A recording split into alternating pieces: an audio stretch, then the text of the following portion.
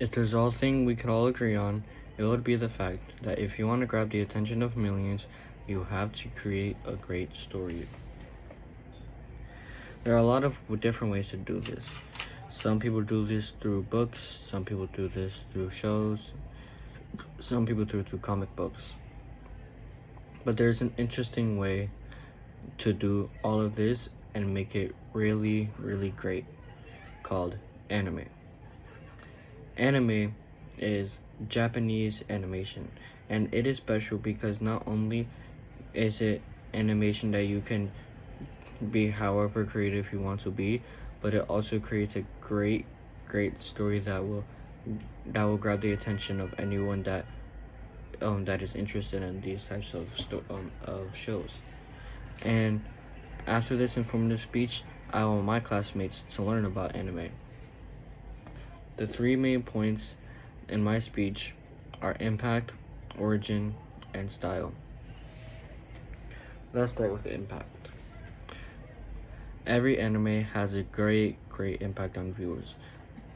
But when anime first came into the US, it has affected everyone that first started watching it, and it showed how people came together because of anime.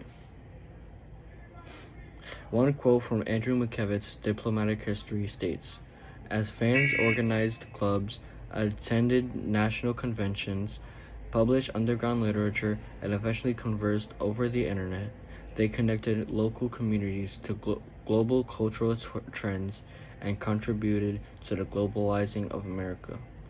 What this is stating is that as the attention of anime grew, the love for anime also grew with it. It shows that not only people in America, but people all over the world were interested to see how far anime can be taken. That is enough for impact. Now let's move on to origin. The origin of anime, matter of fact, before anime even was created, there was these things called ballads, and what it was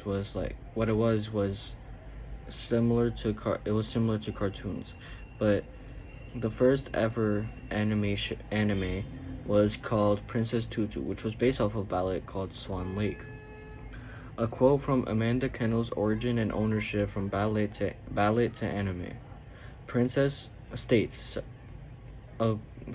Princess Tutu is not only an adaptation of Swan Lake, but of other ballads, and yet it is not an adaptation of some amorphous concept like ballad or 19th century European art.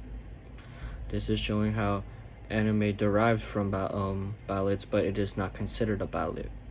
Another great anime that first came out is called Astro Boy.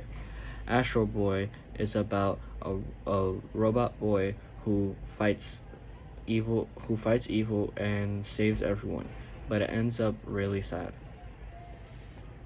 That is it for origin.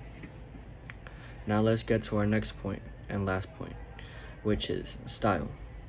The style of anime is always different for each anime that you watch, and it is very noticeable. But what makes that so great is that it shows the uniqueness of how creative people can be. Not only does it show how creative people can be, it can show that not everyone is the same, even though the stories are similar. One quote from Cindy Sibilski's Anime Magnetism says, "The world popularity of manga, anime, and video games is undeniable. The manga style began in the late 19th century, though its roots can be traced further back into earlier Japanese art. Various manifestations of anime are so interwoven in the cultural fabric that they've become the commonplace." What this is stating is that when anime was first brought to light, many different styles of anime started forming as if it was an everyday thing. Many people wanted to try to create different characters using a different type of anime style.